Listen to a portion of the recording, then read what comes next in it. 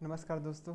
अब हम झूठे सच के दूसरे खंड के दूसरे वीडियो में पहुंच चुके हैं। अब तक हम दूसरे खंड के चार प्रकरणों को पढ़ चुके हैं। हम उसके पांचवें प्रकरण में आए हैं। तो चलिए शुरू करते हैं पढ़ना।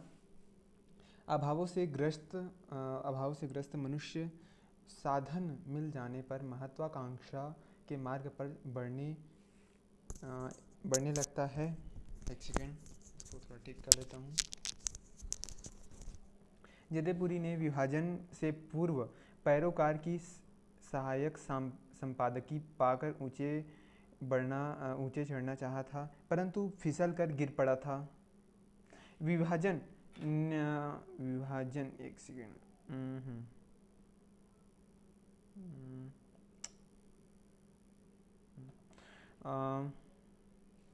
विभाजन ने अपने बाण के रेले में उसे अनाश्रित और अनाथ बना दिया। फिर सूत जी की सहायता से उसके पैर मजबूत जमीन पर जमने लगे। उसके पास थोड़ी सी पूंजी भी जमा होने लगी थी। वह उसके द्वारा सूत जी का समर्थक एक साप्ताहिक पत्र प्रारंभ करना चाहता था। सूत जी ने उसे प्रोत्साहित किया।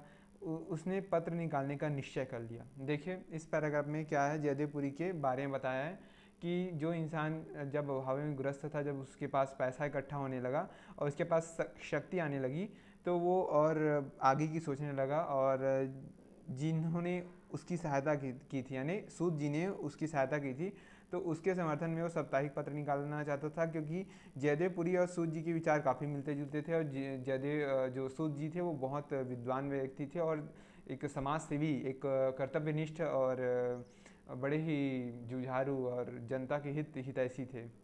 तो इसलिए जयदेव भी चाहता था कि वो उनकी मदद करके अप्रत्यक्ष या प्रत्यक्ष रूप से जनता की सहायता कर सके।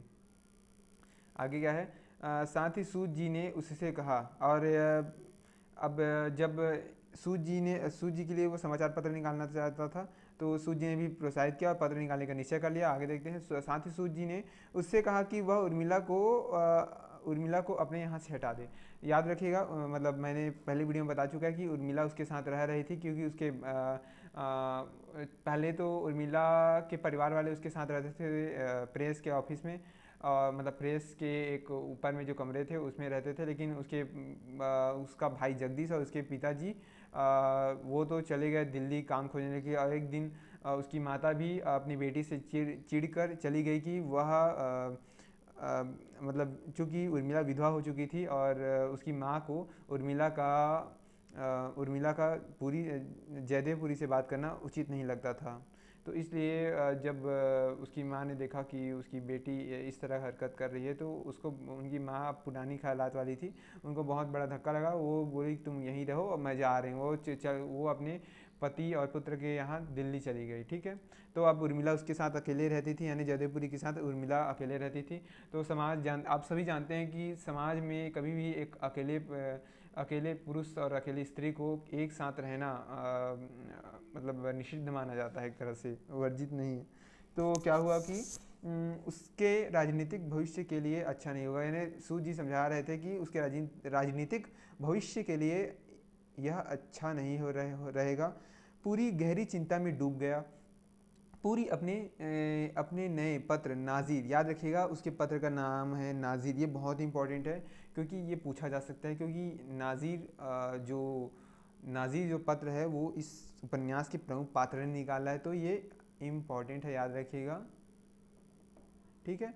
तो ये नाज़िर पूरी अपने नए पत्र नाज़िर के संबंध में कचहरी गया, तो वहाँ नैयर से उसकी भेंट हुई। याद रखिए नैयर कौन है, नैयर कनक के जीजा जी हैं। तो नैयर से उसकी भेंट हुई। नैयर ने उसे पंडित जी का दिल्ली का पता बता दिया। यानी नैयर वहाँ मिला, कहाँ, जालंधर में। किससे मिला? जयदेवपुरी से मिला। और नैयर ने बता दिया कि पंडित जी अब दिल्ली में रह रहे हैं और कनक भी वहीं हैं। ठीक है। आगे देखते हैं। पूरी बात बढ़ने पर उर्मिला से विवाह कर लेने के संबंध में सोचने लगा। अब पूरी सोच रहा, अब पूरी नैयर के द्वारा तो उसको पता चल गया कि कनक दिल्ली में है। अब पूरी पूरी की ज़िंदगी में उर्मिला भी आ गई थी। अब वो सोच रहा था कि उर्मिला से विवाह कर लूँ, तो यही लिखा है उर्मिला के बारे की से विवाह कर लेने के बारे में सोचने लगा। अब वह कनक के संबंध में उदासीन सा हो उठा। अब कनक से काफ़ी लंबी समय से वह उसकी बात नहीं हुई थी, तो उसमें उसके प्रति कुछ जो आसक्ति थी वो कम हो गई थी। इसलिए उसने दिल्ली कोई पत्र नहीं लिखा। मतलब देखिए, उसको पता उसके कनक का पता चल गया है, यानी कहाँ है, कैसी किस हालत में। उसके कुछ नैयर से, मतलब उसके जिया जी से कुछ हालचाल मिल गया है, लेकिन वो वहाँ पत्र नहीं लिखता दिल्ली अपनी प्रेमिका को, पूर्व प्रेमिका को। अभी तो प्रेमिका उसकी उर्मिला बन गई है। तो आगे देखते हैं। पत्र नहीं लिखा उसने, उर्मिला से अपना विवाह संबंधी निश्चय बता दिया। याद रखिए, उर्मिला से वह बता देता कि मैं तुमसे विवाह करना चाहता हूँ, मतलब विवाह करना चाहता हूँ। अचानक एक दिन सुबह एक स्त्री पूरी के कमरे के किवाड़ खोल आ खड़ी हुई। यानी जब पूरी अपने कमरे में था, तो एक स्त्री अचानक से दरवाज़ा खोलकर, किवाड़ खोलकर आई और सामने खड़े हो गई। पूरी ने उसे देखा, पहचाना, सांस रोके खड़ा रह गया। अब पूरी भी अचंभित हो गया, ऐसे ऐसे देख के वो अचंभित हो गया। ठीक है। सन 1900 कितना, ये 47 नवंबर का दूसरा सप्ताह। ठीक है। कनक लखनऊ के स्टेशन पर गाड़ी से उतरी। ठीक है। अब देखिए, अब ये जो स्त्री यहाँ पास मिली है ना, इसके बारे में बताया जाएगा कि अब ये स्त्री जो आई वो कहाँ से आई। अब आपको इस पैराग्राफ में पता चलेगा, यानी इस प्रकरण में, छठवें प्रकरण में। ठीक है, ये छठवां प्रकरण प्रारंभ हो चुका है। कनक लखनऊ के स्टेशन पर गाड़ी से उतरी। वह तांगा लेकर मिसेस पंत के यहाँ चल दी। ठीक है, तांगा लेके मिसेस पंत के यहाँ चल दी।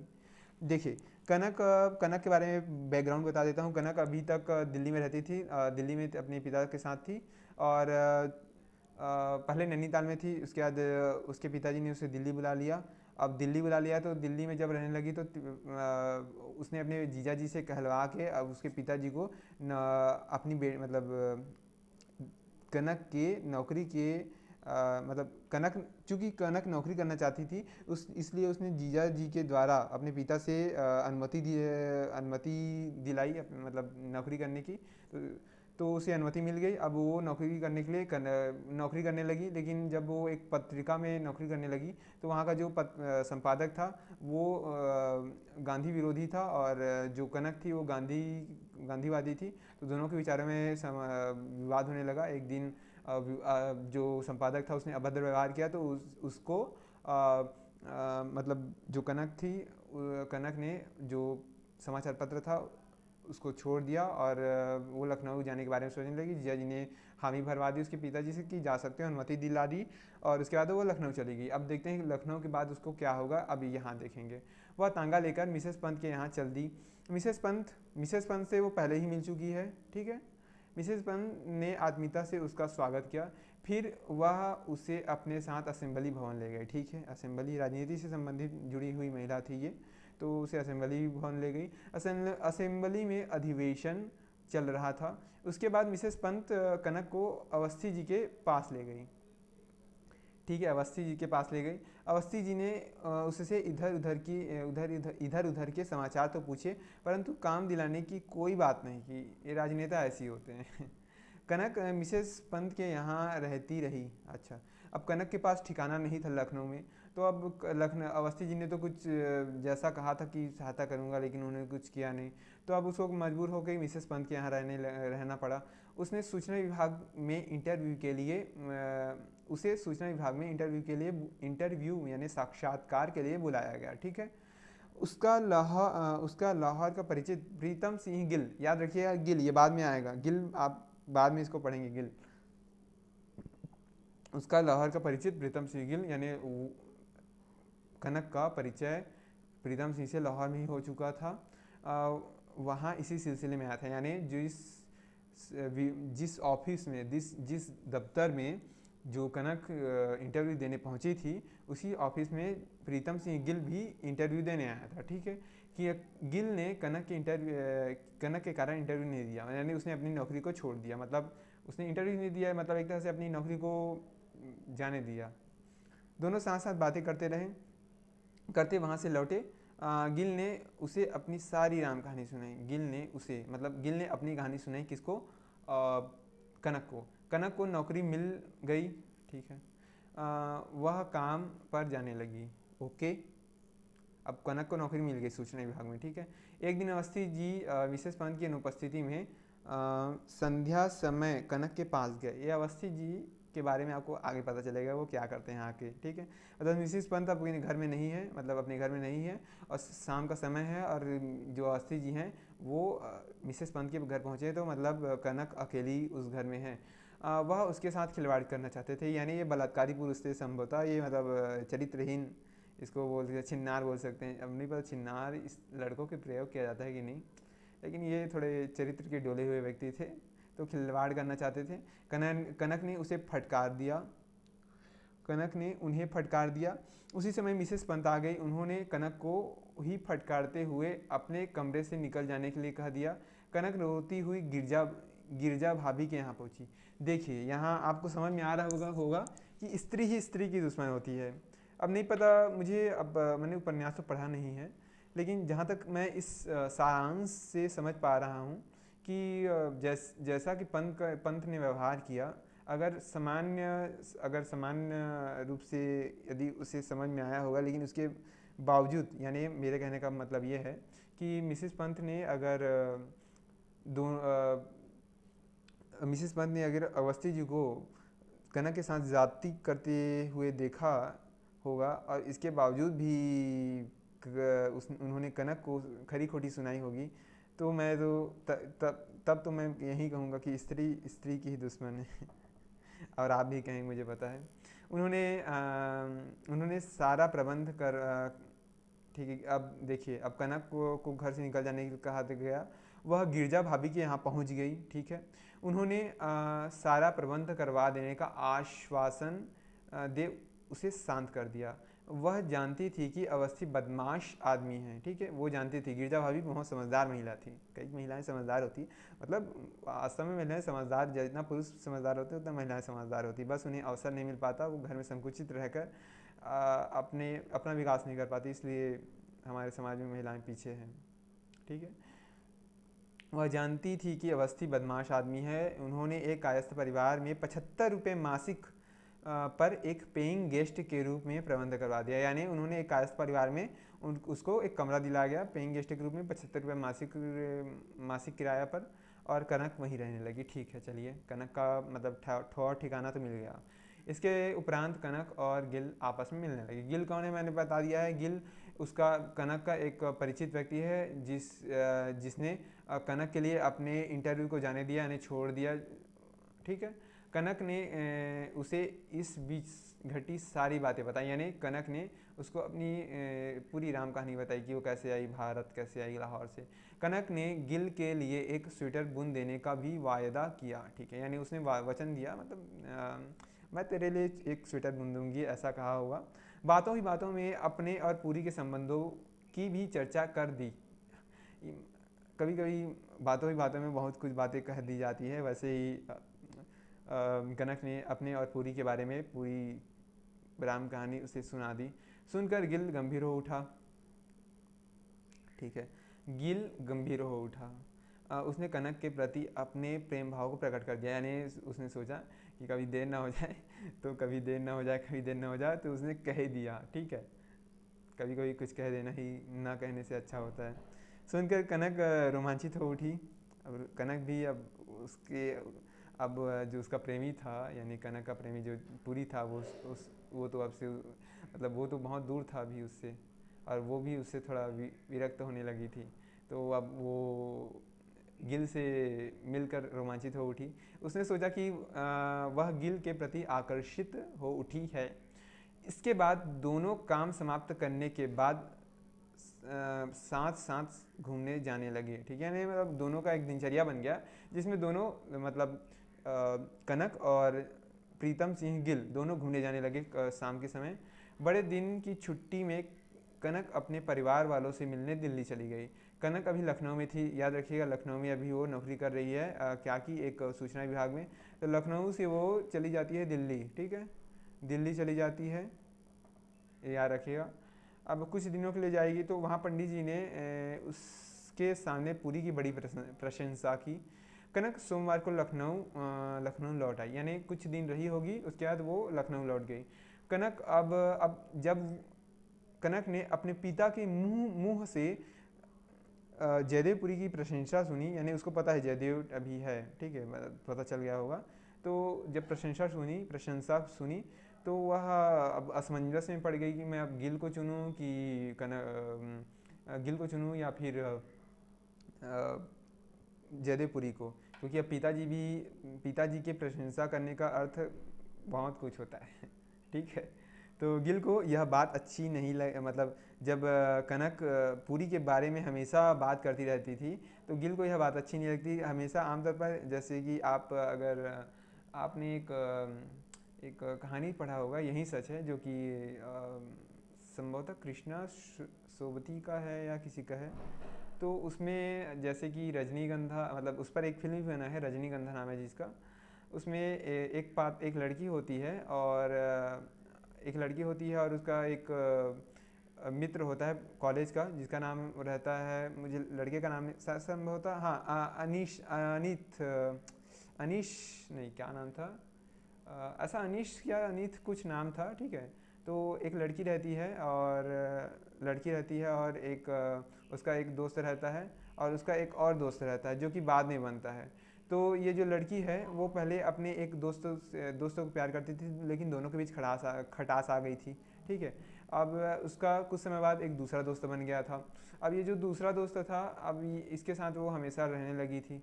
अब जब ये कुछ समय के लिए अपने एक दूसरे स्थान पर जाती है जहाँ उसे अपना पुराना दोस्त मिलता है, तो इस लड़की की जो संबंध है वो उस लड़के से अच्छे बनने लगते हैं। अब वो कुछ समय बाद यहाँ आती है। अब इस लड़के को वह पूरी आराम कहानी बताती है। अब इस लड़के को पता है कि एक और लड़का है जो इसकी ज़िंदगी में था और अभी भी उससे मिल के आई है।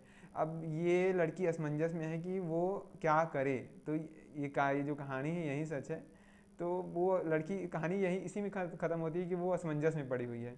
तो यहाँ भी कुछ कनक की हालत यही है कि वो किससे प्यार करे, किस किस को प्यार करूँ वो एक शायद वाक्य है ना, वैसा ही कुछ है। अब गिल को जलन होने लगी, भाई ये तुम कैसे दिन भर उसके बारे में बात करती रहती हो, ठीक है। फरवरी के दूसरे सप्ताह में उसे नैयर की चिट्ठी और नाज़िर के प्रकाशन का इश्तिहार मिला।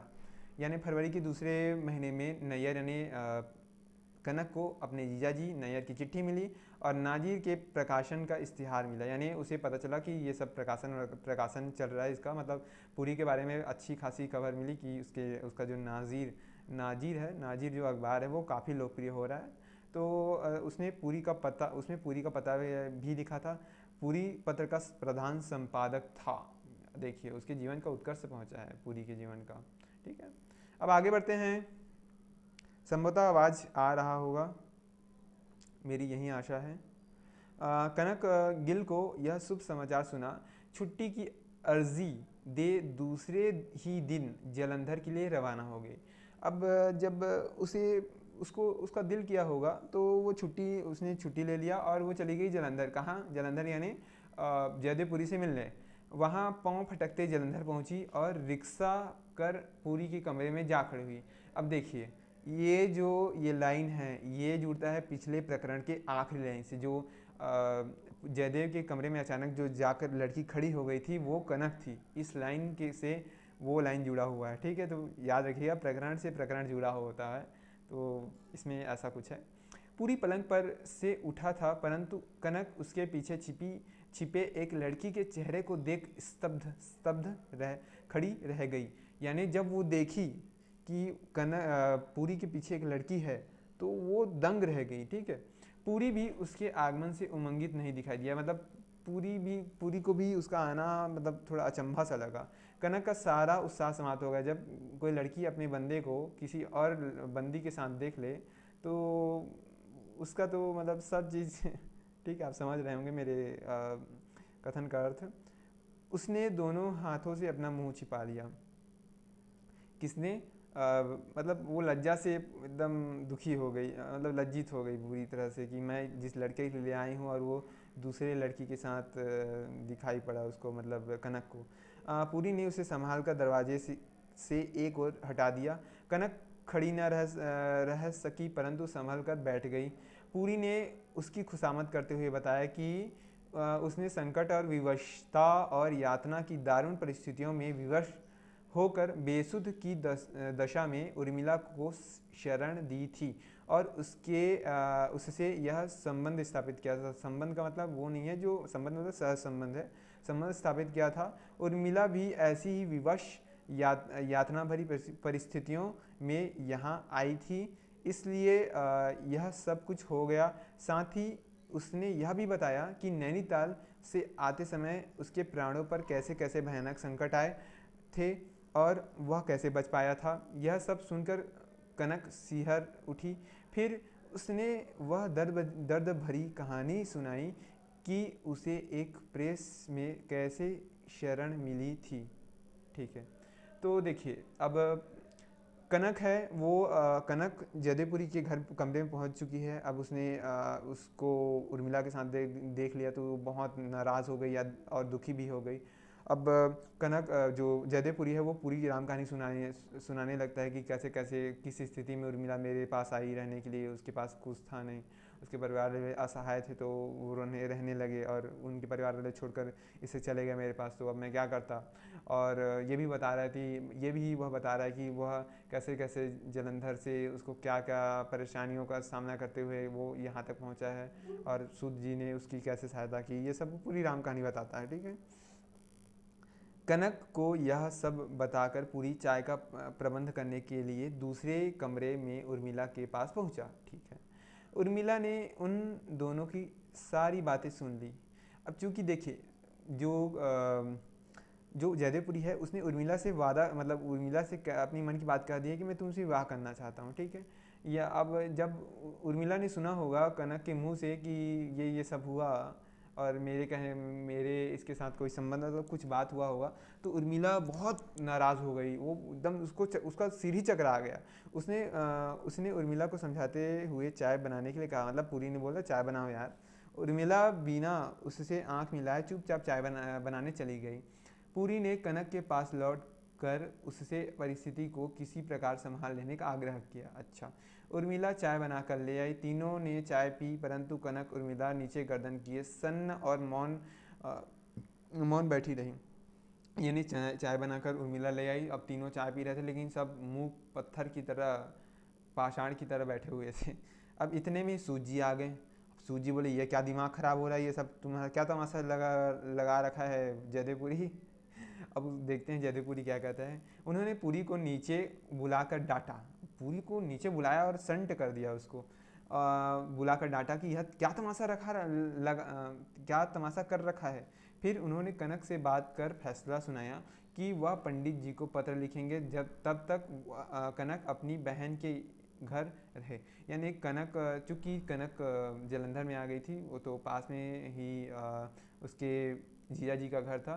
तो जो सूद जी हैं उन्होंने कहा कनक से कि तुम देखो अभी तुम्हारे पिताजी से बात कर लेंगे, पहले तुम अभी अभी अपने जीजा जी और बहन के घर में जाकर रहो।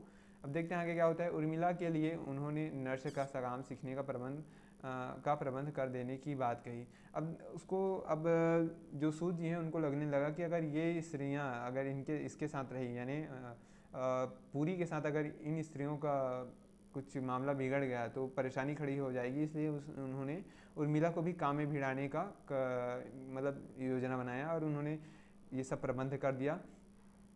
उनके जाने के बाद पूरी सोचने लगा कि अब क्या करें।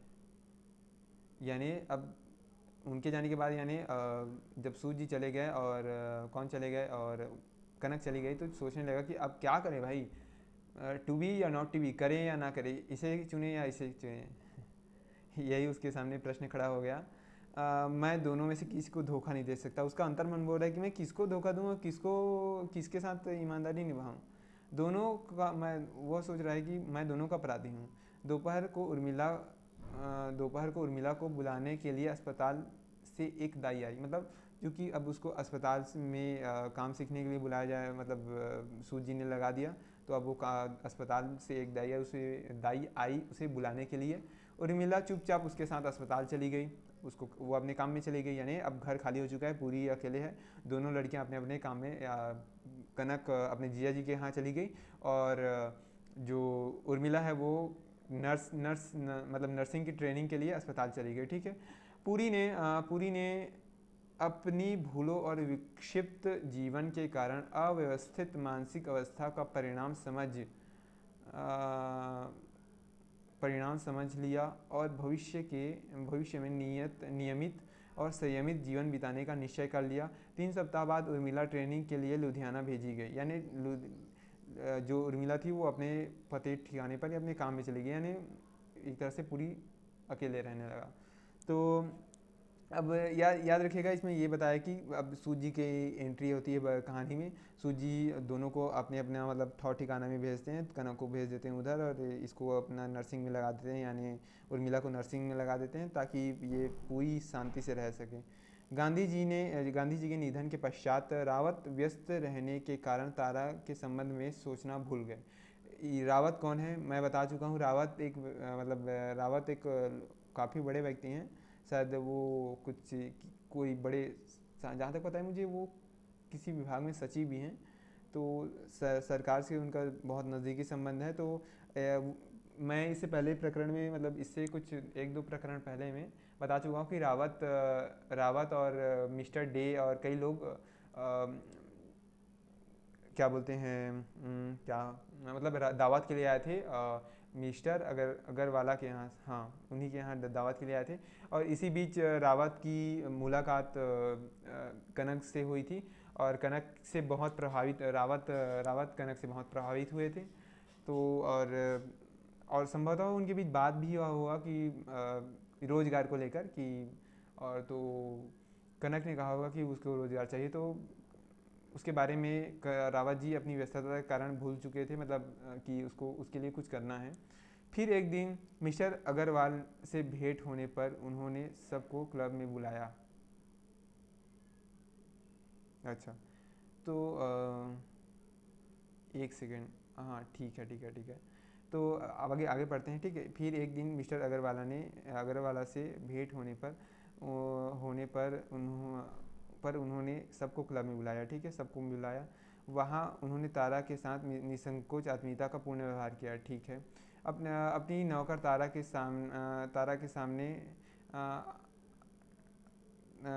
के सामने अपनी उपेक्षा मिसेस अग्रवाला को बहुत खली। वह अक्सर तारा को ताने देने लगी। तारा परेशान हो उठी।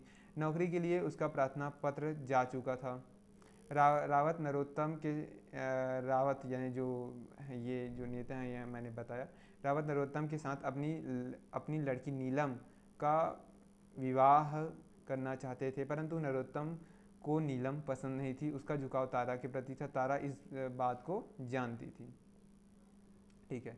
तो देखिए इसमें क्या बताया है कि रावत जी से कनक की बातचीत हो चुकी है दावत में। मिस्टर अग्रवाला, अब एक दिन जब उसकी रावत जी की भेंट मिस्टर अग्रवाला से होती है, तो वो मतलब उनको आमंत्रित करती है तारा के साथ। तारा भी वहाँ जाती है। जब मिस्टर अग्रवाल या फिर अग्रवाला भी दिया है, ठीक है, अग्रवाल लिखा है यहाँ पर, लेकिन अग्रवाला कई जगह दिया है। अब नहीं पता कैसे लिखा है, इसमें प्रिंट मिस्टेक है या फिर वैसा ही कहा जाता था, मुझे नहीं पता।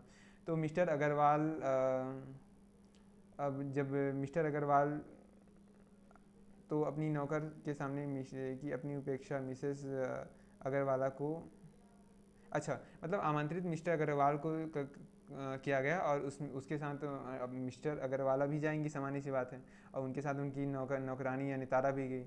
अब जब उन्होंने मिस्टर अग्रवाला ने तब तारा की जो मालकिन थी उसने देखा कि मेरी नौकर का मुझसे ज़्यादा सम्मान किया जा रहा है, तो वो बहुत जल उठी। अब उसके बाद वो ताना देने लगी थी, ठीक है। लेकिन तारा का इस पार्टी में जाने से भला ये हो चुका था कि इसको नौकरी के लिए प्रार्थना पत्र दिया जा चुका था, मतलब नौकरी के लिए उसका मतलब उसकी संस्तुति कर दी गई थी, ठीक है, कहीं पर मतलब उसको रिकमेंड कर दिया गया था। अब इसी बीच रावत जी भी लगे पड़े थे अपनी लड़कियों का विवाह करने के लिए। बाप लोग ना हमेशा घूमते ही रहते हैं।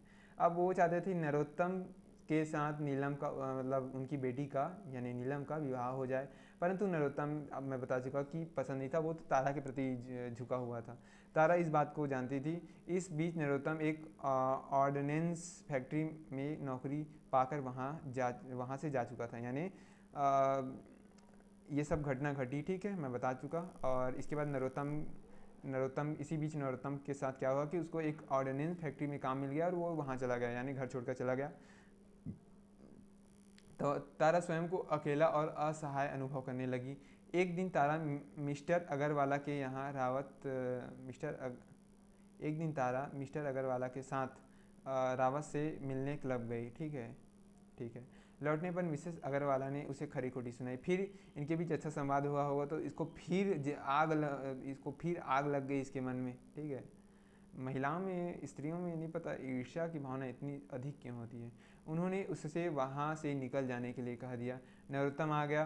पिता पुत्र दोनों ने तारा को आश्वासन दिया कि वह परेशान ना हो। यह भी बताया कि कल से उसे नौकरी पर जाना है, क्योंकि उसकी संस्तुति पत्र दी जा चुकी है, उसे रिकमेंड कर दिया जाता है, तो किया जा चुका है, तो उसका नौकरी लगभग लग ही चुका है एक तरह से। पहले ऐसी नौकरी लग जाता था, किसी की सिफारिश से किसी की नौकरी लग जाती थी। तो अब इस जो तारा है उसका विवाद मिसिस मतलब अग्रवाला से हो जाता है। तो मतलब क्या अगर, और विवाद क्यों हुआ, क्योंकि वो मिस्टर अग्रवाला क्योंकि तारा मिस्टर अग्रवाला के साथ चली गई थी। यानी मिसेस अग्रवाला ये इस बात से नाराज़ थी कि वो मेरे पति के साथ कैसे रावत जी के यहाँ चली गई, इस बात से परेशान थी, ठीक है। अब देखते हैं आगे क्या होता है। और जब तारा का विवाद मिसेस अग्रवाला के साथ हुआ तो उसके पति यानी मिस्टर अग्रवाला और उसके मिस्टर अग्रवाला के पहली पत्नी के बेटे नरोत्तम ने उसको बताया, यानी तारा को बताया कि देखो तुम चिंता मत करो, तुम्हारी नौकरी लग चुकी है, अब तुमको नौकरी में जाना है जल्दी से जल्दी। अब नरोत्तम, अब उसका ठिकाना, अब जो तारा था उसका ठिकाना तो नहीं था, यही उसकी परेशानी थी, ठीक है। अभी मैं कुछ कंफ्यूज हो रहा था, एक सेकेंड, कुछ यहाँ पास मिस्टेक तो नहीं हुआ है। तो ये सब कहानी है। तो अब नरोत्तम के साथ मकान ढूंढने का काम तारा ने शुरू किया। नर्स मर्सी सोरल नरोत्तम की परिचित थे। अब याद रखिएगा, नर्स मर्सी सोरम, ये टिक कर लेते हैं, ठीक है। ये एक नर्स है मर्सी सोरल नरोत्तम की परिचित, मतलब ये नाम है, ये नाम है, ठीक है। तो एक नर्स है मर्सी सोरल जो कि नरोत्तम की परिचित थी। वह दरियागंज में एक फ्लैट लेकर एक दूसरी नर्स के साथ रहती थी, ठीक है। तो इसको ध्यान में रखिएगा, मर्सी सोरल के बारे में, ठीक है। दरियागंज में एक फ्लैट लेकर दूसरे नर्स के साथ रहती थी। नरोत्तम का एक पुराना मास्टर निरंजन चड्ढा उसका प्रेमी था। यानी मर्सी सोरल का एक प्रेमी था। कौन प्रेमी था?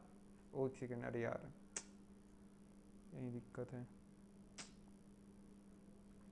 यानी मर्सी सोरल का एक प्रेमी था, उसका नाम था निरंजन चड्ढा। इसको भी हाईलाइट कर लेते हैं। ये ठीक है। और ये किसका? नरोत्तम का पुराना मास्टर था, ठीक है, ठीक है। अब तो मैंने क्या बताया कि जो नरोत्तम का एक पुराने मास्टर जी थे जिसका नाम था निरंजन चड्ढा, वो मर्सी सोरल के प्रेमी थे। मर्सी के साथ रहने वाली नर्स सिल्वा, नर्स का नाम सिल्वा था, जो उसकी रूममेट थी, विवाह कर मैसूर चली गई थी। अच्छा,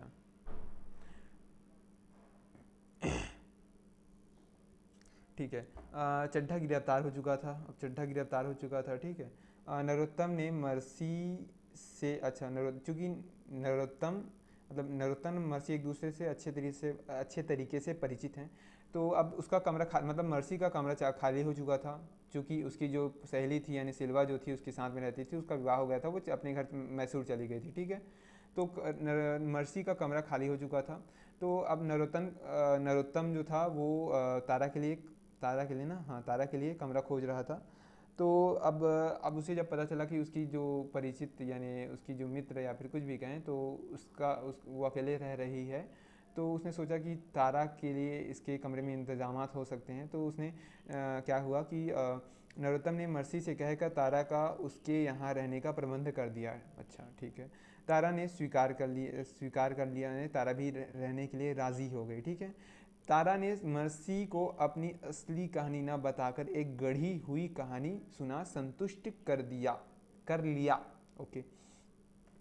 कुछ दिन बाद तारा को पता चला कि उसके यहाँ कम्युनिस्ट लोग आते रहते हैं। ठीक है, यानी जो मर्सी जो मतलब जो नर्स मर्सी है, वहाँ रहते रहते तारा को पता चला कि यहाँ तो बहुत सारे कम्युनिस्ट आते हैं, तो राजनीतिक पार्टी से जुड़ी हुई है। ठीक है, और राजनीतिक समस्याओं पर बहसें होती है। मतलब उसका घर एक चलता फिरता वो था, मतलब एक तरह से चलता फिरता अखबार था। ठीक है, मर्सी का तारा पर विश्वास जम गया, यानी मर्सी भी तारा पर विश्वास करने लगी। अब लंबे समय तक रहते रहते एक दूसरे को जानने लगे लोग, इसलिए उसने धीरे धीरे उसे चड्ढा आदि के साथ अपने सारे संबंध बता दिए। हाँ, मैंने बताया कि निरंजन चड्ढा जो कि इसको प्रेम करता था, तो जब लंबे समय तक मर्सी तारा के साथ रहने लगी तो मर्सी ने अपने पूरे अंदर के राज खोल दिए कि मैं चड्ढा को पसंद करती थी, लेकिन अभी चड्ढा जेल में चला गया है। वह और चड्ढा यानी मर्सी और निरंजन चड्ढा आपस में विवाह करना चाहते थे, परंतु आजकल चड्ढा फरार है, यानी अब जेल में था और संभवतः वो बाद में फरार हो गया। तो वो बोलती है कि परंतु आजकल चड्ढा फरार है। मर्सी और तारा अब परस्पर खूब घुल मिल गई थी। एक दिन तारा का लाहौर वाली पूरणदेवी की लड़की सीता, अच्छा ये यहाँ पर स्कोर रहेगा, अच्छा ये दिख नहीं रहा था मुझे। एक दिन तारा को लाहौर की पूरणदेवी की लड़की सीता मिल गई। ठीक है, यानी याद रखिए ये पुराने उसके अतीत के, मतलब ये पूरणदेवी आ चुका है कहाँ उपन्यास में, तो उसकी लड़की एक सीता मिल गई। ठीक है, लाहौर में, मतलब जिसको वो लाहौर से जानती थी, मतलब लाहौर में जब रहती थी तो सीता को जानती थी, तो उससे मुलाकात हो गई तारा की। सीता उसी दफ्तर में क्लर्क थी, मतलब जिस दफ्तर में तारा काम करती थी। कहाँ काम करती थी वो, तारा कहाँ काम कर रही थी, मैंने अभी बताया ना कि तारा को नौकरी मिल गई थी यहाँ की, मतलब जो रावत जी ने उससे नौकरी दिला दी थी, तो उसी दफ्तर में सीता भी काम करती थी। अब देखते हैं सीता क्या काम करती थी। सीता कलर का काम करती थी। ठीक है, ये यार हाईलाइट क्यों नहीं हो रहा है। ठीक है, अब तारा ने उसे अपनी सारी कहानी सुना दी। तारा ने उसे अपनी सारी कहानी सुना दी। ठीक है, और तारा ने भी जो शायद संभवतः छिपा रखा था वो सब कहानी सुना दिया। धीरे धीरे तारा के काम के कारण दफ्तर में उसका महत्व बढ़ गया। यानी तारा बहुत जुझारू किस्म की महिला थी और बहुत अपने कामों को लेकर बड़ा ही निष्ठ रहती थी, इसलिए उसका सम्मान बढ़ने लगा ऑफिस में, दफ्तर में। सीता भी उसमें काम करती थी, दोनों एक दूसरे से परिचित थी। बस इतना याद रखिए। आगे बढ़ते हैं। जून, मतलब अब फरवरी से हम पहुंच चुके हैं जून में। जून 1947 से 48, अच्छा जून मतलब एक साल आगे बढ़ गया। ठीक है, 1948। जून 1948 में शरणार्थियों की सहायता का काम एक नए मंत्री सक्सेना साहब को सौंप दिया गया था। याद रखिएगा, सक्सेना साहब को सौंप दिया गया था अगले साल यानी 1948 में। अब शरणार्थियों को सहायता न देकर उन्हें कारोबार में लगा में ये नहीं पता यहाँ बस क्या त्रुटि हुआ है, क्या रहेगा मुझे, तो संभवतः इसका अर्थ ही ऐसा होगा कि कारोबार में लगा बसा देने की नीति पर चल रहे थे, यानी उनका कुछ ना कुछ सेटल करके आप जल्दी छूटना चाहते, मतलब सरकार अपना पल्ला छुड़ाना चाहता था इस शरणार्थियों से, क्योंकि सरकार का बहुत सारा धन इसमें व्यय हो रहा था। ठीक है, इसलिए उन्होंने नोटिस दे दिया कि 6 महीने में सारे शरणार्थी कैंप समाप्त कर दिए जाएंगे। ठीक है, शरणार्थियों के खिलाफ यह शिकायत भी आ रही थी कि वह छोटा मोटा व्यवसाय कर कमाने लगे थे, मगर फिर भी सरकार से मुफ्त राशन और रहने का स्थान ले रहे थे। यानी शरणार्थियों के खिलाफ भी बहुत ये शिकायत होने लगी थी कि बहुत सारे शरणार्थी अब धनोपार्जन करने लगे हैं, लेकिन तब भी वो सरकार से मुफ्त में राशन और अन्य चीज़ें ले रहे हैं। और सरकार पर भी इनका भार बहुत बड़ा था। सरकार भी कैसे भी करके चाहती थी कि उसका मतलब उनका पल्ला साफ हो, उनका उनका इस मतलब आर्थिक बोझ से पल्ला छूटे। तो अब सरकार भी चाहती थी जल्दी से जल्दी इस काम से मुक्त होना। सरकार इस स्थिति को समाप्त कर देना चाहती थी। अब उसने शरणार्थियों को मकान बनाने के लिए ज़मीन, गृह उद्योगों के लिए साधन और सुविधा देने की नीति अपना ली। यानी सरकार को कैसे भी करके इन शरणार्थियों को रोज़गार देना था, तो उन्होंने गृह उद्योग और ज़मीन, मतलब मकान बनाने की ज़मीन, यानी उनको आवाज़ देने का और उनको रोज़गार देने का प्रयास किया, मतलब नीति बनाया। इन सारी समस्याओं के कारण तारा के दफ्तर में काम बहुत बढ़ गया। अब तारा इसी इसी मतलब इसी चीज़ के लिए, मतलब जो भी काम कर रही थी सरकारी दफ्तर में, तो तारा पर बहुत सारा काम का लोडिंग हो गया, उस पर कार्य दबाव बढ़ गया। तारा को 250 वेतन मिल रहा था। अब उसे स्त्रियों को कर्ज और गृह उद्योगों की सहायता के प्रार्थना पत्रों पर कार्रवाई करने का काम सौंप दिया गया। मतलब अब तारा पर भी काम बढ़ा दिया गया। उसको क्या काम सौंपा गया? स्त्रियों को कर्ज और गृह उद्योगों की सहायता के लिए प्रार्थना पत्र, मतलब बहुत सारे मतलब उस समय क्या हो रहा था कि बहुत सारे लोग अर्जी दे रहे थे कि उन्हें गृह उद्योगों के लिए सरकार द्वारा सहायता चाहिए, यानी लोग प्रार्थना पत्र दे रहे थे, और स्त्रियों को कर्ज भी दिया जा रहा था। तो ये सब का काम बहुत बड़ा उत्तरदायित्व इसको सौंप दिया गया। किसको? तारा को। अब सीता भी उसी के साथ काम कर रही थी। इधर अब आगे देखते हैं क्या होता है। इधर सीता के काम से अफसर असंतुष्ट थे। तारा ने उसे समझाया परंतु कोई असर नहीं हुआ।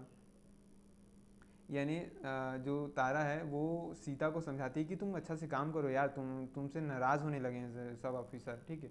अब ये जो विभाग था वो पुनर्विवास विभाग था। पुनर्विवास के मंत्री ने आदेश दिया, मतलब इसके अंतर्गत जो तारा है वो पुनर्विभाग आयोग के, मतलब पुनर्विभाग क्या बोलता हूँ यार, पुनर्वास विभाग के अंतर्गत एक ऑफिस में काम कर रही थी। तो उस पुनर्वास विभाग के मंत्री ने आदेश दिया कि 21 मार्च को देश के सारे शरणार्थी कैंप बंद कर दिए जाएंगे। यानी सरकार पल्ला छुड़ा रही है। उस दिन से किसी को मुफ्त राशन नहीं दिया जाएगा, इसलिए शरणार्थी अपने रहने और खाने का प्रबंध अन्यत्र कर लें। सारे शरणार्थियों में बेचैनी फैल गई। अब बहुत दिन तक आप कुत्ते को अपने घर के बाहर रोटी डालते रहेंगे, और जब आप किसी दिन डालना भूल जाएंगे तो वो कुत्ता आपके घर के बार बार चक्कर लगाएगा, परेशान हो जाएगा, क्योंकि उसको आदत पड़ गई कि बिना मेहनत के किसी घर में मिल जाता है तो खाने के लिए, तो वो रोज़ रात को मुंह उठा के पहुँच जाता है। लेकिन अब उसको नहीं मिलेगा तो परेशान हो जाएगा, रात भर वहीं पर से रहेगा मोहल्ले में, मतलब उस घर के बाहर जहाँ पर उसको रोज़ाना रोटी मिलती है। तो इसी प्रकार जब एक व्यक्ति लंबे समय तक उसको कुछ काम करने के लिए नहीं दिया जाता, या फिर वो आलसी बना रहता है, तो उसमें एक वृत्ति आ जाती है। जैसे कि इसका उदाहरण दे सकते हैं कि जैसे कोरोना के समय बहुत सारे बच्चों ने पढ़ाई छोड़ दिया। तो मैंने देखा कि अपनी कक्षा के, मतलब मेरे परिचय में बहुत सारे बच्चे पढ़ने वाले थे, तो उन पर क्या असर पड़ा कि उनकी पढ़ाई की जो आदत थी वो छूट गई, और बहुत सारे अच्छे पढ़ने वाले बच्चे थे, उन्होंने पढ़ाई ही छोड़ दिया पूरी तरह से। मैं जानता हूँ कि जो मतलब बहुत सारे, मतलब सभी बच्चे नहीं छोड़ेंगे, लेकिन बहुत एक बड़ा प्रतिशत था, क्योंकि पढ़ाई भी बहुत सारे लोगों के लिए रुचि का विषय नहीं होता है, एक आदत होता है, पढ़ने का आदत होता है, ठीक है। बहुत सारे लोगों को तो रुचि होती नहीं पढ़ने में, उनको बस एक वो होता है कि करना है, आदत पड़ी रहती है कि 6 घंटा 7 घंटा पढ़ने का, और धीरे धीरे बढ़ते जाता है, तो एक आदत बन जाती है, मतलब लोगों का एक ढर्राबद्ध जीवन जीने की आदत बन जाती है। अब जब कोरोना के कारण ये आदत टूट गई, लोग घर पर रहने लगे बैठकर, तो बहुत सारे बच्चों की पढ़ाई छूट गया। इसी प्रकार शरणार्थियों को भी लंबे समय तक कैंप में मुफ्त में सब मिल रहा था, तो उनकी आदत पड़ गई। अब जब किसी से उसका खाना छीनोगे तो वो काटने के लिए दौड़ेगा। तो यही हालत शरणार्थियों की हुई। सारे शरणार्थियों में बेचैनी फैल गई। सब इस आज्ञा का विरोध करने लगे। सामान्य सी बात है, किसी का रोटी छीना जाएगा तो विरोध करेगा। पुनर्वास विभाग में काम करने वालों को भी आशंका होने लगी कि अब यह विभाग समाप्त कर दिया जाएगा और उनकी नौकरी चली जाएगी। अब न केवल शरणार्थियों के लिए खतरा मंडराने लगा, बल्कि जो बल्कि जो कर्मचारी उस विभाग में काम करने लगे थे उनके लिए भी यह खतरा था। मार्च के प्रथम सप्ताह में शरणार्थियों ने इस आज्ञा के विरोध में प्रदर्शन किए, परंतु सरकार अपने निश्चय पर दृढ़ थी। ठीक है। आंदोलन और उग्र हो उठा।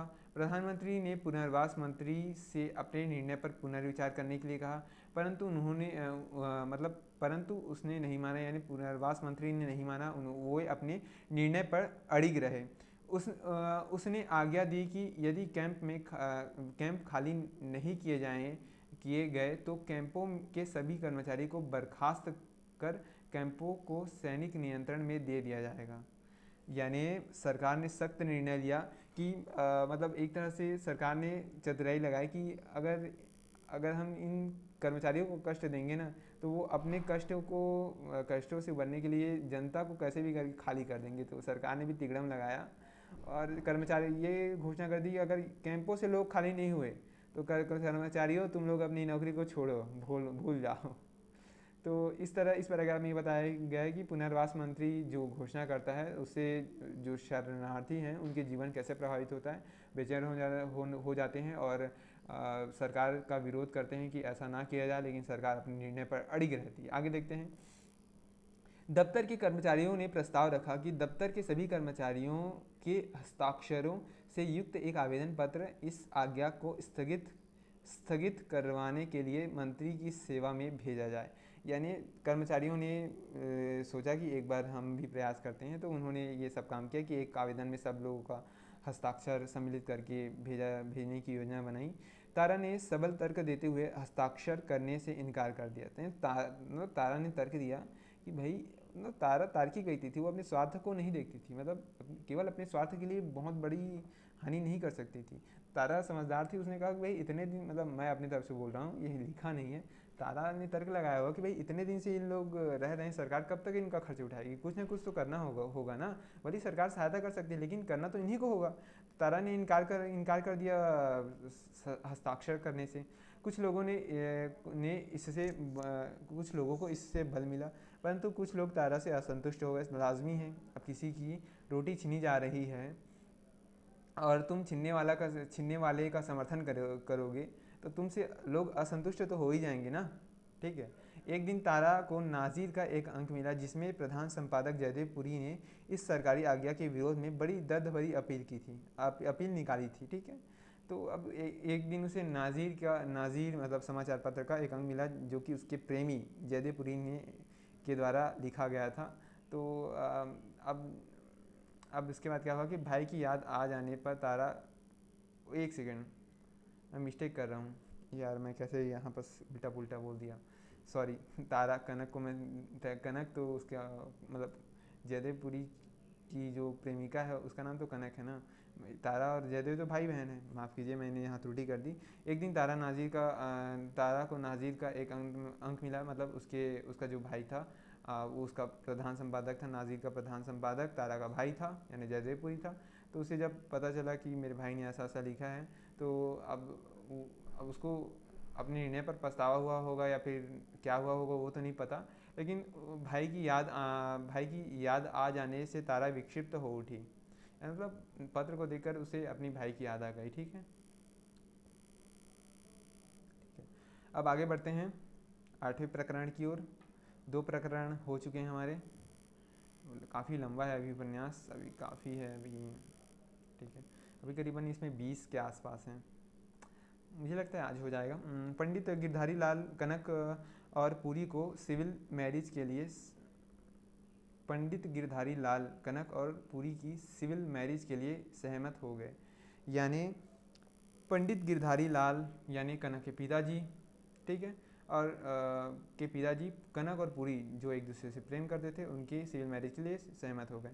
पुरी ने विवाह के लिए सोनवा से अपने परिवार को बुला लिया। याद रखिएगा, उसका जो पुरी का परिवार था वो पाकिस्तान से विस्थापित होकर बस्ती ज़िले के एक सोनवा नामक स्थान पर जा पहुंचा था, जहां पर प्राणनाथ जी एक अर्थशास्त्र के प्रोफेसर थे, नामी एक उनकी ख्याति पूरे विश्व में थी। उनको अंग्रेज शायद प्रथम विश्व युद्ध, हाँ हाँ, प्रथम विश्व युद्ध के समय या द्वितीय विश्व युद्ध के समय सलाहकार के रूप में रखा गया था। बहुत प्रसिद्ध नामी व्यक्ति थे प्राणनाथ जी। तो उनका बस्ती जिला में एक मिल था, तो उसी मिल में जो पुरी के मतलब पुरी का जो परिवार था, यानी पुरी के माता पिता, वो सब वहीं पहुंच गए थे। और उस स्थान का नाम था सोनवा था। तो पुरी ने अपने पिता और माता को पूरे परिवार सहित बुला लिया कि आप लोग आ जाइए, ठीक है। सूत जी के सहयोग से पूरी कांग्रेस के अधिक संपर्क में आता जा रहा था। यानी चूँकि सूत जी वो कांग्रेस में के समाजवादी विचारधारा के नेता थे, तो उसके संपर्क में आने से उनके संपर्क में रहने से जो पुरी था वो कांग्रेस के संपर्क में आता जा रहा था। वह नाज़िर में संपादकीय टिप्पणियाँ आदि स्वयं लिखता। वह नए शासन के विरुद्ध बड़े और विद्रूप भरे लेख लिखता। कनक से विवाह, ठीक है, कनक से विवाह हो जाने के उपरांत, मतलब याद रखिए कनक और इसका विवाह हो जाता है पूरे परिवार की मतलब परिवार की उपस्थिति में। कनक से विवाह हो जाने के उपरांत पुरी ने कमल प्रेस के हिसाब किताब का सारा काम अपने पिता मास्टर जी को सौंप दिया। यानी उसके पिताजी बस्ती जिले के सोनवा नामक स्थान से वापस लौट चुके थे। यानी वो कहाँ आ गए थे, जालंधर आ गए थे। तो उन्होंने मतलब पुरी ने अपने पिता को सारा ही हिसाब किताब का काम सौंप दिया। उसके पिता पढ़े लिखे थे, वो इस काम को संभालने के लिए सक्षम थे। कनक के साथ स्वयं नाजिर के प्रकाशन में जुड़ गया। यानी कनक से सहायता लेने लगे नाजिर के प्रकाशन में। पुरी ने घर का सारा प्रबंध कर दिया था। घर का सारा प्रबंध करने का मतलब आपको आगे समझ में आएगा। उसकी एक छोटी बहन थी उषा, यानी राम लुभाया की एक छोटी बेटी थी उषा। उसका कॉलेज में दाखिला करा दिया गया, परंतु उसकी माँ भागवंती, यारे राम रुक जाइए, मैं कुछ गलत बोला क्या, सही तो बोल रहा हूँ। जो राम लुभाया है उसकी पत्नी माँ, मतलब जयदेव की माँ और राम लुभाया की पत्नी, ठीक है, भागवंती कनक से असंतुष्ट रहती थी। यानी वो अपनी बहू से प्रसन्न नहीं थी। कनक का पति क्या बोल रहा है,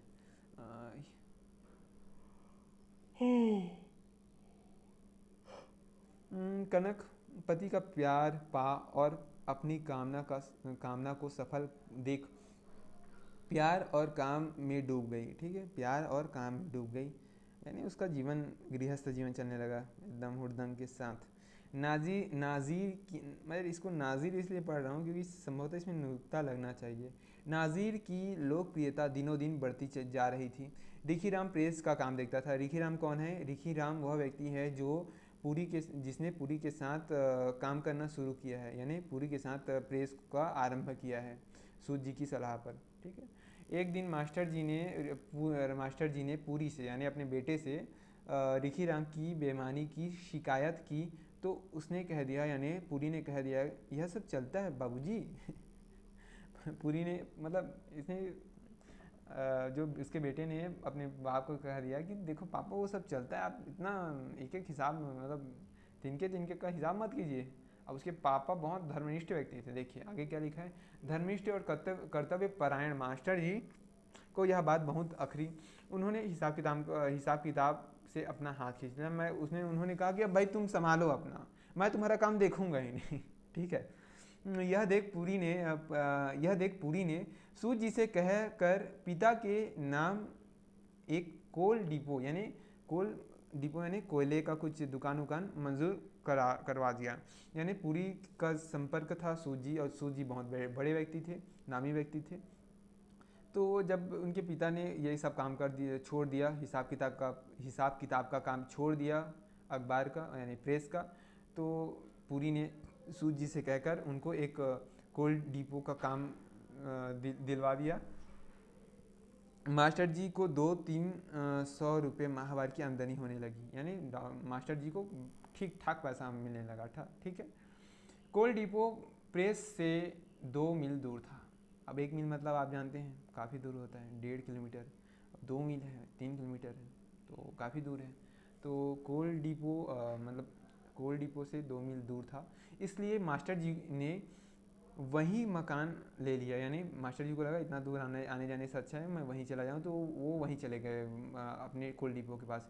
उनके साथ उनकी पत्नी पुत्र हरि। देखिए अब याद रखिए, जयदेव इसी बीच संभवतः, मतलब मुझे लगता है कि इसी बीच पुत्र हरि और पुत्री उषा को साथ ले वहीं जाकर रहने लगे। यानी जो मास्टर जी गए तो अपने साथ अपनी पत्नी, अपने बेटे हरि और उषा। याद रखिए हरि और उषा कौन है? हरि और उषा जो जयदेवपुरी के भाई और बहन हैं। ठीक है, ठीक है।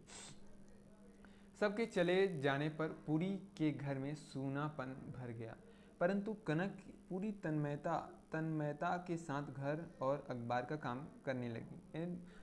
पुरी को सूनापन खलने लगा, लेकिन कनक अपने काम में व्यस्त थी। ठीक है। अब पूरी अकारण चिड़चिड़ा उठता। जब इंसान अकेलेपन से गुजरता है तो यही होता है। इससे कनक अपमान का अनुभव करती। कुछ समय बाद कनक ने अनुभव किया कि पूरी के स्नेह का आवेश क्षीण होने लगा था। प्रेम के व्यवहार में से उमंग मिटती जा रही थी। नाजिर की नीति गांधीवादी और कांग्रेस समाजवादी विचारधारा की समर्थक थी, परंतु पुरी और कनक के अतिरिक्त प्रेस के अन्य कर्मचारी कांग्रेस विरोधी थे। कनक गर्भवती थी, इसलिए वह अधिक काम नहीं कर पाती थी। देखिए अब इस पैराग्राफ में क्या हो रहा है कि जो पूरी है वो सूनेपन से गुजर रहा है, और अब कनक अपने काम में व्यस्त है, तो वो सूनापन का एहसास नहीं कर रही उतना जितना पूरी कर रहा है। पूरी को एहसास होने लगा है सूनापन। अब क्या करे पूरी भी, अब वो ही मजबूर है। अब इंसान जब अकेलेपन से गुजरता है तो चिड़चिड़ा हो जाता है। और अब जब पूरी कनक पर चिड़चिड़ाने लगता है तो कनक को एहसास होने लगता है कि जो प्रेम था वो वास्तव में प्रेम था ही नहीं, वो एक आकर्षण ही था। वास्तव में मुझे समझ नहीं आता लोग यहाँ तक पहुँच कैसे जाते हैं कि कोई व्यक्ति किसी व्यक्ति को जीवन भर पसंद कर पाएगा। ये मेरा पहला प्रश्न है। इसी प्रश्न को मैं आज तक समझ नहीं पाया। आज तक किसी ने मेरा इस प्रश्न का उत्तर नहीं दिया। संभवतः कोई तो देगा। मेरे कक्षा में संभवतः 1 या 2 लोग तो देने की क्षमता रखते ही हैं, मुझे विश्वास है। तो और मैंने उनसे बात भी की है इसके बारे में, क्योंकि कोई व्यक्ति किसी व्यक्ति को कैसे जीवन भर, और हो सकता है इस योग्य हो को एक दूसरे को पसंद कर पाए, लेकिन वो पसंद बहुत बिरला है, मतलब बहुत दुर्लभ है वो पसंद कि 2 ऊंचे स्तर के लोग एक दूसरे को बोध के साथ पसंद कर पाए। यानी चैतन्य हो, दोनों व्यक्ति चैतन्य हो तब वो एक दूसरे को पसंद कर पाए। ये बहुत बिरले ही मिलते हैं ऐसे लोग। तो यही बता रहा हूँ कि अब पूरी को मतलब कनक को एहसास होने लगा कि जो प्रेम मुझे लगा था वो प्रेम था ही नहीं। ऐसी ही कुछ घटना आधे अधूरे में ही घटती है। आधे अधूरे में जो सावित्री है वो चाहती है एक पूरा इंसान, लेकिन वो हमेशा अपने पति में और अन्य लोगों में एक आधे अधूरे इंसान को ही देखती है। इसलिए उस नाटक का ही नाम आधे अधूरे पड़ गया है। अब जो वो पूरा इंसान चाहती है, वैसा इंसान मिलना बहुत मुश्किल है जो पूरा हो। उस नाटक में बार बार यही आता है कि वो एक पूरा इंसान चाहती है, एक पूरा, लेकिन उसे पूरा मिलता नहीं और उसकी ज़िंदगी बहुत कष्टप्रद होती है। अब देखते हैं, अब कनक को भी एहसास होने लगा कि वो उसका जो सपना था, उसकी जो कल्पनाएं थी, वो सब मिथ्या ही थी। और कनक के अतिरिक्त प्रेस के अन्य कर्मचारी कांग्रेस विरोधी थे। हाँ, मैंने बता दिया कि जो नाजिर था, मतलब चूंकि अब कनक गर्भवती हो चुकी है, उसके पेट में बच्चा है, वो काम नहीं कर सकती, और ऊपर से इस पर काम, अब चूंकि कनक काम नहीं कर सकती तो पूरी पर काम का भार बढ़ने लगा है। और इस काम के भार बढ़ने में के सामने एक समस्या और उठ खड़ी हुई है कि जो नाजिर, मतलब जो अखबार में जितने काम करने वाले लोग हैं उनमें से जो अधिकांश लोग गांधी और कांग्रेस विरोधी हैं। मतलब पूरी और कनक को छोड़कर बाकी लोग कांग्रेस विरोधी हैं। ठीक है। कनक अब ये तो बता दिया कि अधिक काम नहीं कर सकती थी, इसलिए और इस कारण भी जो पूरी का व्यवहार था वो बदलने लगा था, क्योंकि उसको बहुत तनाव मिलने लगा था यार। अब इधर ऑफिस में सब लोग उसके विरोध में है, उसकी विचारधारा के विरोध में, और कनक भी काम नहीं कर सकती, तो क्या करे बेचारा अकेले। देखते हैं आगे। पूरी यानी जयदेवपुरी प्रीतम गिल को सहायक संपादक बनाना चाहता था। ठीक है, याद रखिएगा प्रीतम सिंह कौन है? प्रीतम सिंह वही व्यक्ति है जो कनक को पहले पसंद करता था और इसी ने अपना इंटरव्यू छोड़ा था जब कनक को सूचना विभाग में हाँ यही इसी ने छोड़ा था ना।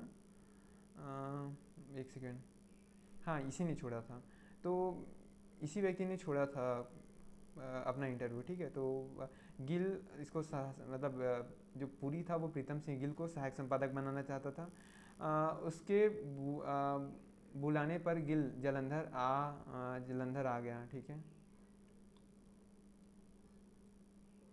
उसके बुलाने पर उसके बुलाने पर यानी जदेपुरी ने बुलाया कि भाई आ जाओ तुम, तो जलंधर आ गया। नाज़िर में काम करने लगा, ठीक है, नाज़िर में काम करने लगा। ओके, अब आगे क्या है कि नाज़िर में काम करने लगा।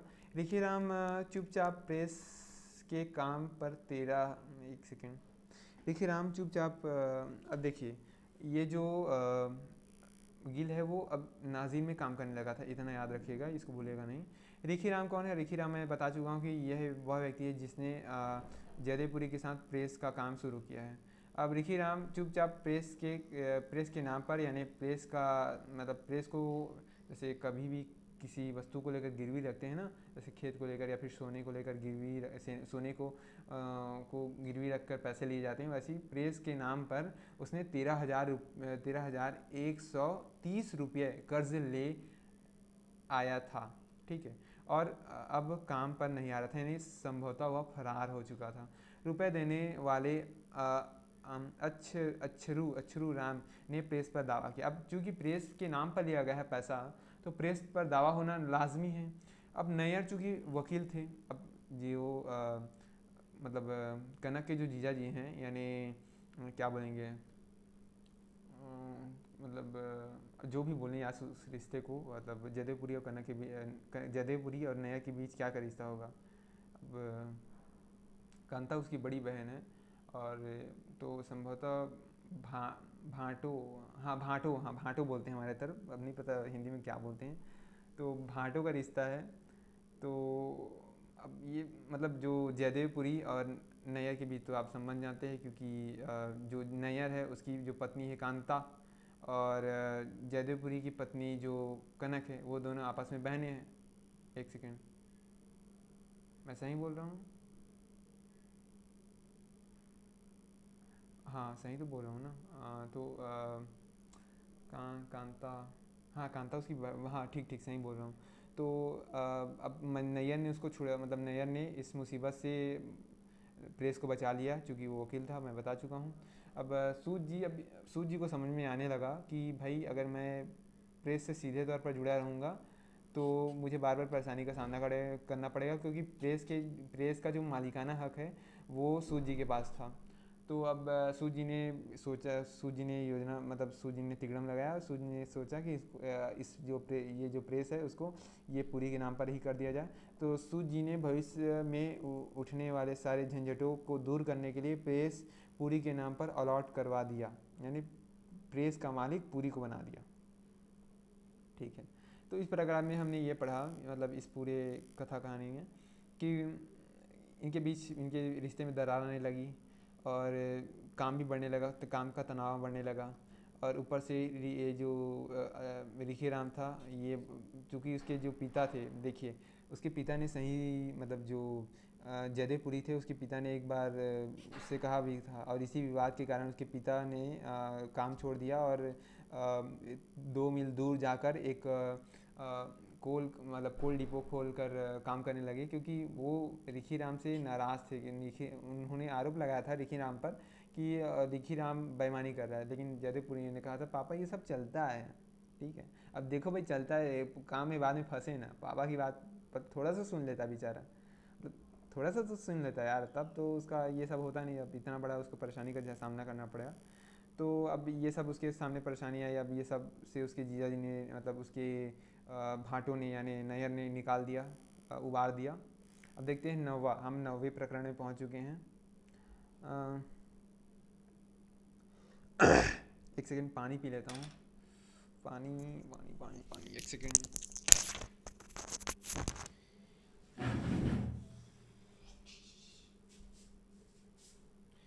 अब हम 9वें प्रकरण की ओर हैं और 9वां प्रकरण अभी करीबन 10 प्रकरण बचे हुए हैं, बहुत सारा है। कितना टाइम हो गया? संभवतः हमें वीडियो पॉज करना चाहिए क्योंकि लंबा हो जाएगा। तो चलिए, तब तक के लिए अलविदा, मिलते हैं अगले वीडियो में। जय हिंद।